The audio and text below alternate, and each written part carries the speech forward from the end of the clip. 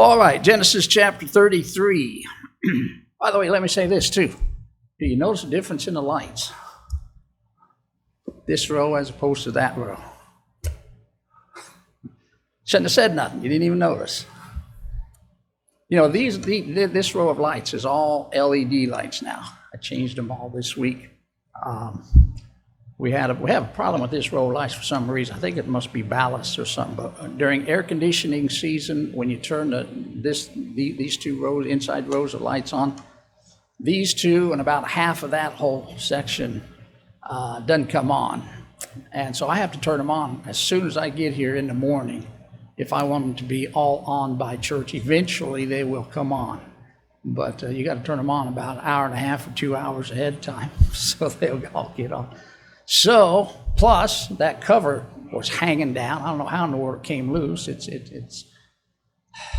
a bear to get them off on purpose. I don't know how it came down by itself, but it was just hanging there. So I had to get up and fix it. So I said, well, if I got to get up there to fix that, I might as well change the bulbs too. And I did that one, and it was so different, I had to change all of them.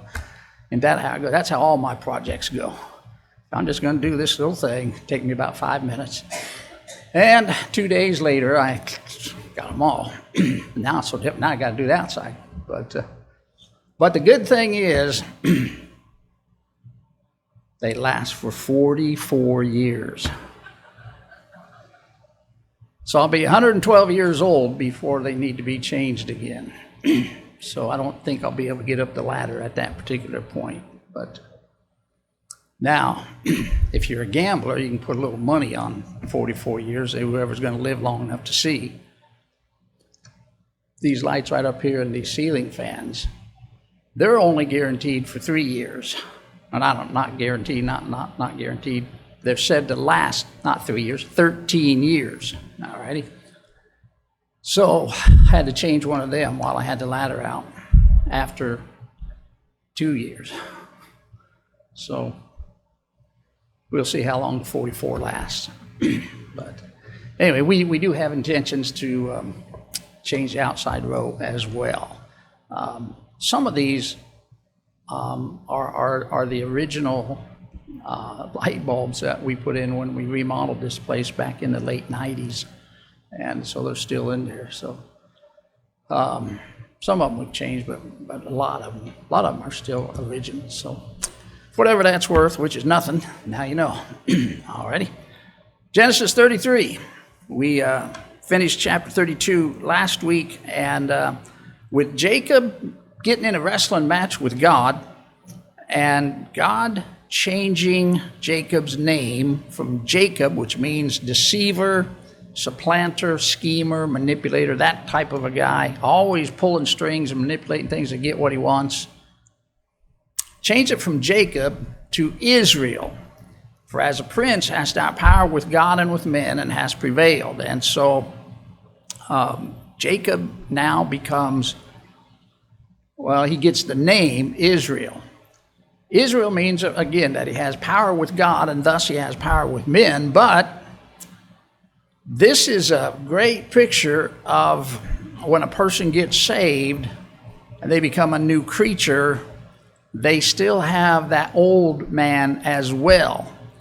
And while in chapter 32, his name was changed from Jacob to Israel, from a deceiver to a prince with God, he's still that deceiver here in chapter 33. And we'll see him have to go through this process again in chapter 35 here in a couple weeks. But chapter 33, this whole thing in chapter 32 was because Jacob had gotten word that his brother Esau was looking for him.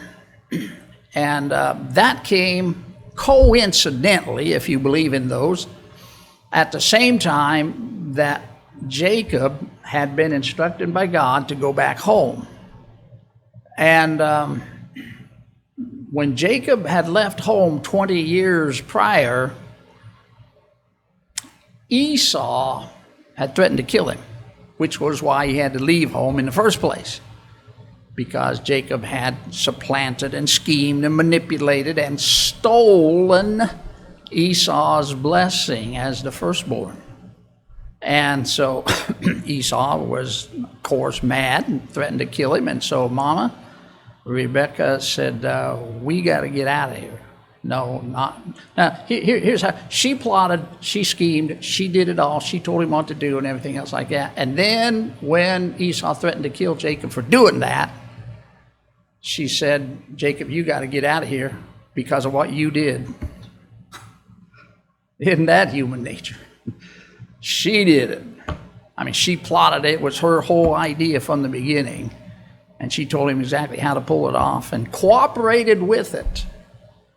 But then when it came time, okay, here's the consequences and here's the blame. That was you. You did it. And there's a couple lessons there, but we'll just skip over that. But so Jacob ran. 20 years have passed. He worked 14 years to get 2 wives, actually 4 wives. Then he worked 6 years to get a pretty good buildup of livestock. And then he sets out on his own. And he did that in chapter 31. And chapter 32, he decides, well, if I got to go home, I better get things squared up with Esau. So he sent message to Esau that he wants to meet with him. He wants to reconcile and make things right. I don't know how he's going to do that, but that's what he's thinking. Well, when the messengers come back and say, hey, I just got news for you. You don't have to go looking for him. He's looking for you. And that, of course, scares Jacob to death because as far as he knows, Jacob or Esau has waited long enough, and Esau is coming to kill him, which is what he promised, the last thing he saw him. What Jacob does not know is that somehow, in some manner, something had happened in Esau. Maybe it was just a 20-year time span that mellowed him out. And he's not the angry man, at least at Jacob, that he was 20 years ago. And so in chapter 33, then, we have where they actually meet. Chapter 33, verse 1, Jacob lifted up his eyes and looked, and behold, Esau came, and with him 400 men. That's not normally a good sign when somebody's coming on friendly terms. And Jacob divided the children unto Leah and unto Rachel and unto the 2 handmaids. He's got a bunch of them now, you know. He put the handmaids and their children foremost. In other words, the 2 handmaids, Zilpah and Bilhah, and the kids that they bore to him, they're the first group. Leah and her children in the second group. And, of course, that was his first wife, the one he got deceived into having. And then lastly, he had Rachel and Joseph. Joseph was her only child at that time. Benjamin comes along in chapter 35. So Rachel and Joseph are the back group, the last group. He passed over before him and bowed himself to the ground 7 times until he came near to his brother. And Esau ran to meet him and embraced him and fell on his neck and kissed him. And they wept. And I don't think that Jacob was expecting that. He lifted up his eyes and saw the women and the children. Esau did, saw the women and the children with Jacob, and said, who are those with thee? And he said, the children which God hath graciously given thy servant. So then the handmaids came near. They were in the first group. They and their children, they bowed themselves to Esau. And then Leah in the second group came with her children, bowed themselves. And lastly came Joseph near and Rachel, and they bowed themselves to basically introducing themselves to Esau and letting Esau know that they're friendly. And he said, what meanest thou by all this drove? In other words, all these animals that you've got, because he's got his livestock with him too. It's probably over 500 livestock, 500 animals plus. And he said, these are to find grace in the sight of my Lord. In other words, I brought all these animals to give to you so you be gracious to me. Now, if Esau has put out of his mind what Jacob did to him 20 years before, Jacob hasn't put it out of his mind. He's still living with it. By the way, a little insert here. A A lot of times when people are doing crazy things, we can't figure out why. A lot of times it's because of a guilty conscience. And they do a lot of things trying to cover up a guilty conscience, as opposed to just confess your sin and be forgiven and get back on the right track again.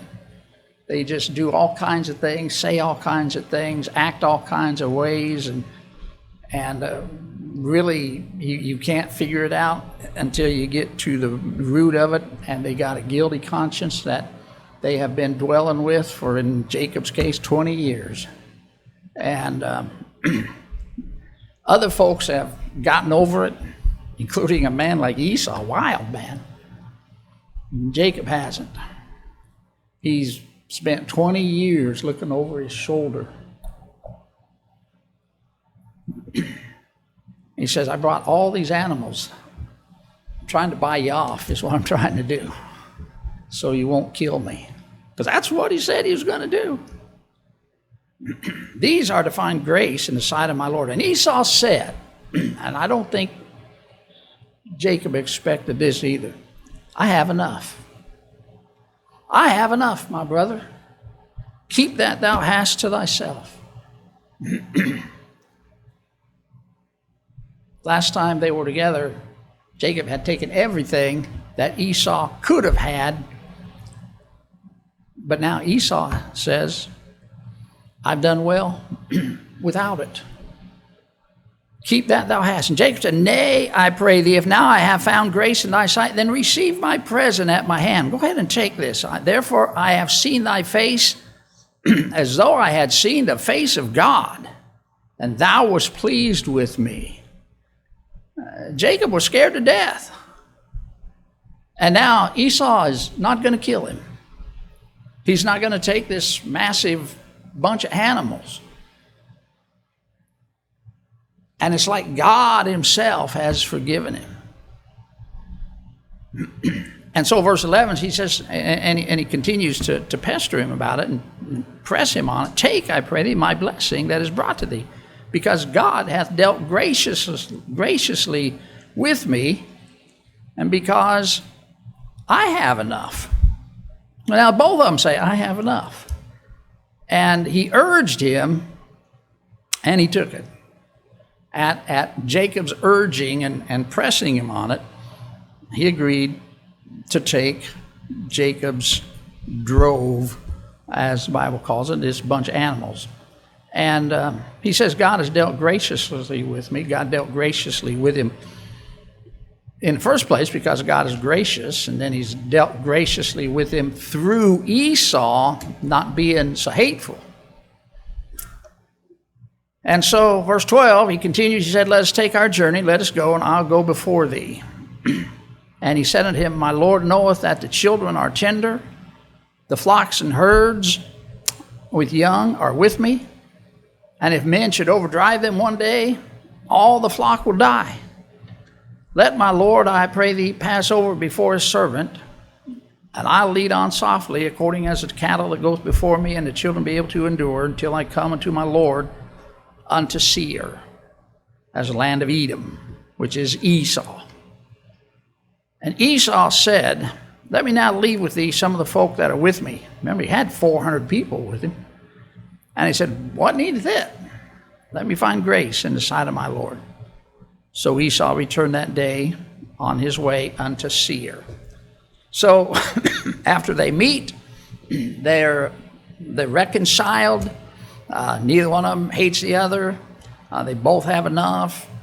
Jacob convinces Esau to go ahead and take this gift that he's brought to appease him. And he doesn't want to, but he talks him into it. And they say, well, let's best be getting on our way. Let's take our journey. Let's go. And so he says, Jacob says, I got all these kids with me. They're young and they're tender. Got all these flocks and herds in addition to the ones that he gave to Esau. So we have to go slow. We don't want to overdrive them in one day. They'll all die if we press them too much, driving them. and of course the children and the women. So he said, Jacob says to Esau, you guys go ahead and go first. We'll just hold everybody up. You guys go ahead and go first, and we'll come on as according as the cattle are able to endure, as far as the children are able to endure, until I come unto my Lord unto Seir, which is the land of Edom, which again is Esau. Go to Esau's land. So here's what he says. We mentioned that Jacob was changed to Israel in name, but he still has that old Jacob nature. He tells Jacob, you guys go ahead and we'll catch up, we'll get there, and we'll come unto my Lord, that's Esau he's referring to, unto Seir. We'll come down to Seir, we'll come down to your place. And Esau said, let me now leave with these some of the folk that are with me. In other words, I'll leave some people to go with you, assumedly for security and protection, and they'll be with you because you got a bunch of women and children, as you said. And so, you're going to need some security and protection, so let me leave some of my men with you. And Jacob declined. What needeth it? As in, what's the need of that? No, let me find grace in the sight of my Lord. You don't leave anybody with me. You guys just go ahead by yourself, and we'll go on by ourselves. And we'll come down to Seir, where where Esau lives. So, verse 16, Esau returned that day, him and his 400 people, and his additional animals that he picked up. They returned that day on their way to Seir. In verse 17, Jacob just said, I'll come to my Lord unto Seir. In verse 14, he didn't do no such thing. Verse 17, Jacob journeyed to Succoth, built him a house, made booths for his cattle. Therefore the name of the place is called Succoth. And Jacob came to Shalem, a city of Shechem, which is in the land of Canaan, when he came from Padan Aram, and pitched his tent before the city. And he bought a parcel of a field where he had spread his tent at the hand of the children of Hamor, Shechem's father, for 100 pieces of money. And he erected there an altar and called it Elohe Israel. So here's Jacob showing up again, not Israel, the prince with God, but the deceiver. He said, you guys go ahead, take everybody with you. Don't leave any security guards with us. Don't leave anybody to protect us. You just go on by yourself. We'll go on by ourselves, and we'll catch up, and we'll come to your place. And instead, he didn't even head that way. He journeyed to Succoth and built him a house and a barn. And then he went to Shalem and pitched his tent there and bought a field and spread his tent there. And here is something significant. He bought a parcel of it. He lied. He just flat out lied to Esau, and he didn't do what he told him he was going to do. He did something completely different. That's why we say he still had Jacob. And that's a picture of a believer. Though he has a new nature, the very Spirit of God, he is a new man. He still has that old man. And Jacob is a good illustration of that truth. So in Jacob's deceitfulness and flat out lying to Esau and going another place, verse 18 says, again, he came to Shalem, a city of Shechem, which is in the land of Canaan, pitched his tent before the city, bought a field. He bought it at the hand of the children of Hamor, Shechem's father, for 100 pieces of money, and erected there an altar. So now there's a connection with Jacob and a land called Shechem and a man called Shechem and the man's name Hamor. And that brings us to chapter 34. Sad story. He'd have been better off to go down to Seir where Esau was. Chapter 34, the Dinah, the daughter of Leah, which she bare unto Jacob. This is the only named daughter we have of Jacob. born to Leah, which she bare unto Jacob, went out to see the daughters of the land. And when Shechem, the son of Hamor, the Hivite, prince of the country, saw her, he took her and lay with her and defiled her. That's what happened. She wanted to see the daughters of the land. She wanted to see the other girls, see what they're like. And she was in the wrong place, wrong time. There's never a right time to be in the wrong place. But she was in the wrong place at the wrong time. Shechem saw her. You know, all the really dumb way to put it, bad sins, as if there's any good sins, but the ones that are famous sins, maybe we should use that term, famous sins. You notice how they all start? He saw her. That was Achan's problem with the Jericho. Remember the silver and the gold and the garments, stuff like that? That was Eve's problem. That was David's problem with Bathsheba. Saw her. But the eyes of man are never satisfied, the Bible says. That's why we teach the little children, and then when we're no longer little children, we forget all about it. Oh, be careful, little eyes, what you see. We teach that to the kids, but then we forget to practice that when we're not little kids ourselves. He saw her. He took her. That's the same thing Achan said when they asked him, why did you take all that stuff from Jericho when we were told specifically not to? He says, well, I saw it, and I coveted it, and I took it. Well, that's what Shechem did. So this time it wasn't a piece of money or a piece of clothing. It was a girl. It's kind of got some of the same problems Samson had. Samson's story, too, in Judges, you'll see the same thing. He saw a woman in Timnath, and he wanted her. Said, Mom, Dad, get her for me. He saw Delilah, and he saw that other harlot before that. Best be careful what you see. He saw her, he took her and lay with her and defiled her. In the Bible, that's called fornication. In our sanitary world we live in today, it's called premarital sex. Just before marriage. No, it's fornication. And it's wicked. Verse 3 says, his soul clave unto Dinah, the daughter of Jacob, and he loved the damsel, and spake kindly unto the damsel, as opposed to the way that Amnon treated Tamar after he did the same thing to Tamar that Shechem did to Dinah. Tamar hated her. No, not Tamar. Amnon hated Tamar, David's son Amnon, that did to his half-sister what Shechem did to Dinah. That would be in 2 Samuel chapter 13.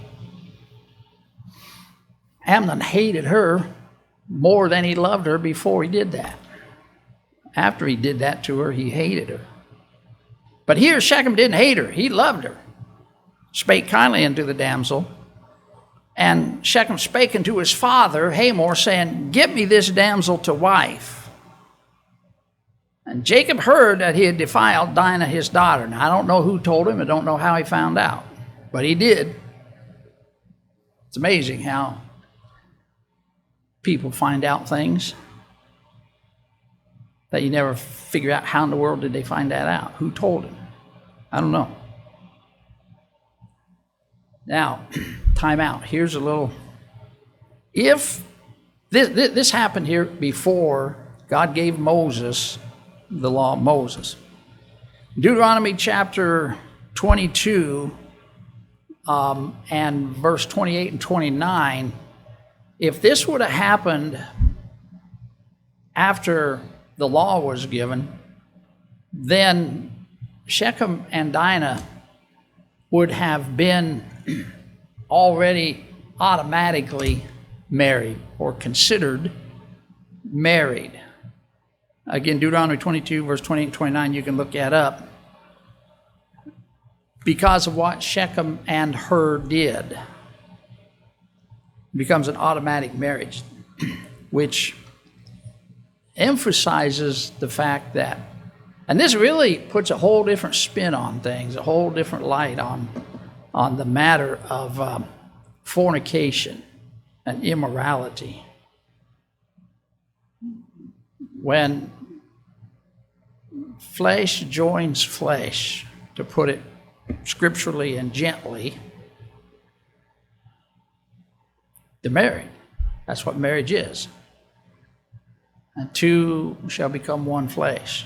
And you can further get that in 1 Corinthians chapter 6, the last few verses of 1 Corinthians chapter 6, which takes you then into 1 Corinthians chapter 7, which gives you the way marriage is supposed to be. It's flesh joining flesh. You notice we didn't see when Isaac and Rebekah got married, there wasn't no big overpriced wedding ceremony. When Jacob and Rachel / Leah got married, there was just a big party. And then they went in their chamber and did what they did. And they were married.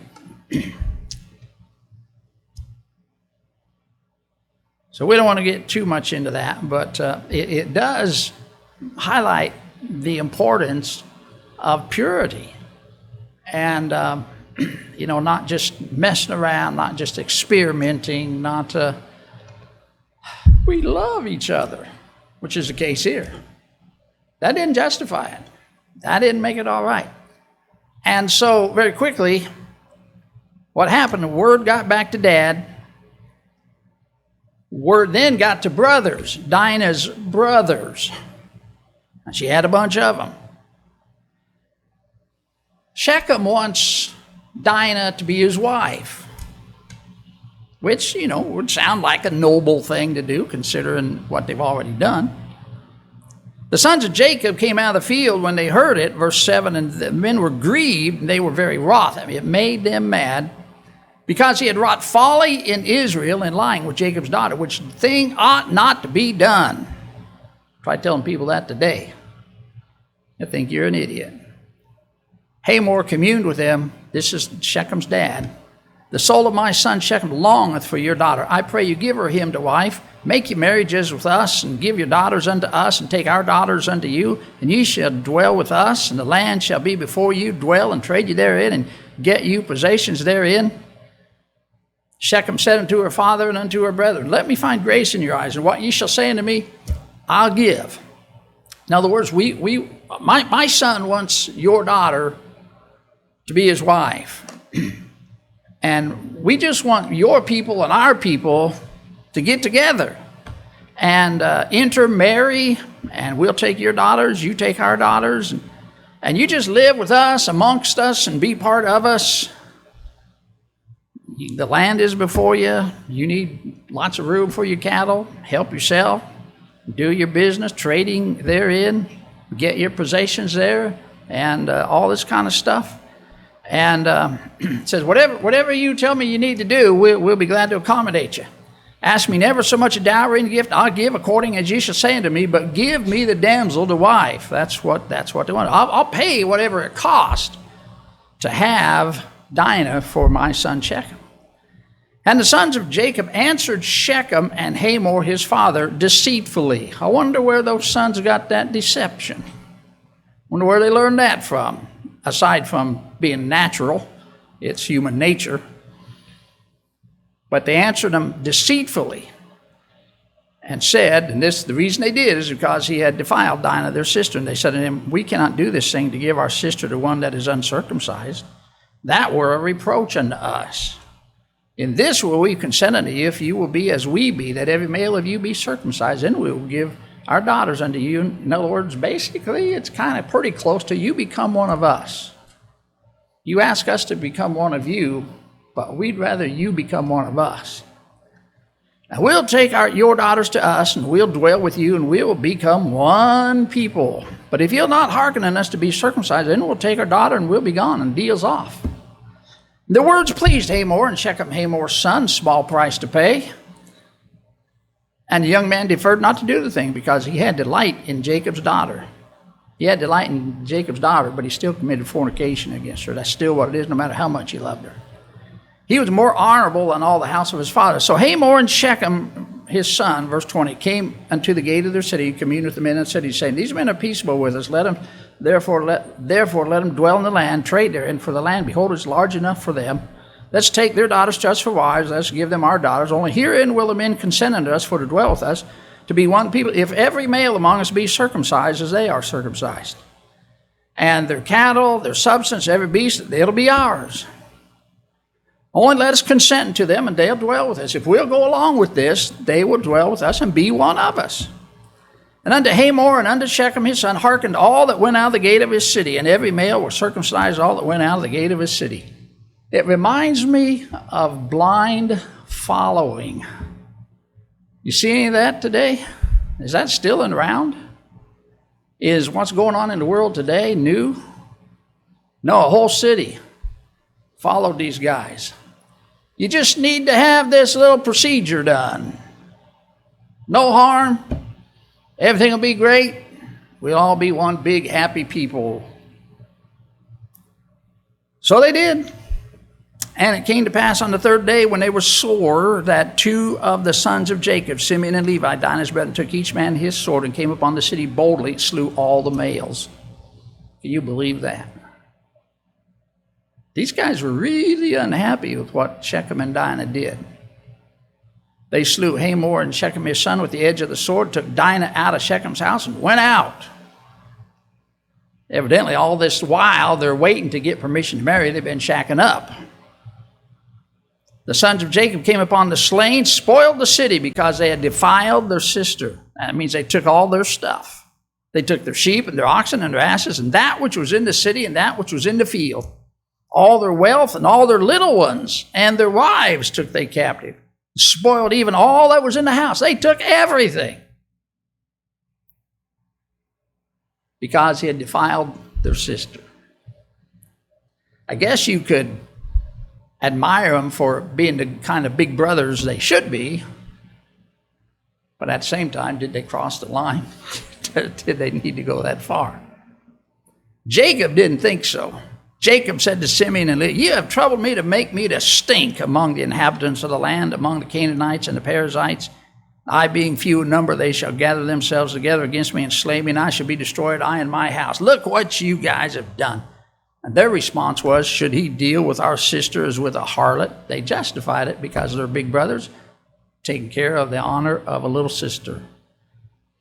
But that's the story about Dinah. Sad. There's some other lessons that we could learn as far as separation and purity and all this kind of stuff. But you got the point there. All right, that brings us to chapter 35. We'll stop here. Brother Cranston will have Sunday school hour next week. Brother Bailey will have it the next week. So hopefully, Lord willing, the third week after that, then we'll get back to chapter 35. And God sends him back to Bethel, basically back to the pasture where he says, surely the Lord is in this place. And he reminds him again, his name is not Jacob, his name is Israel. All right, let's pray and be time.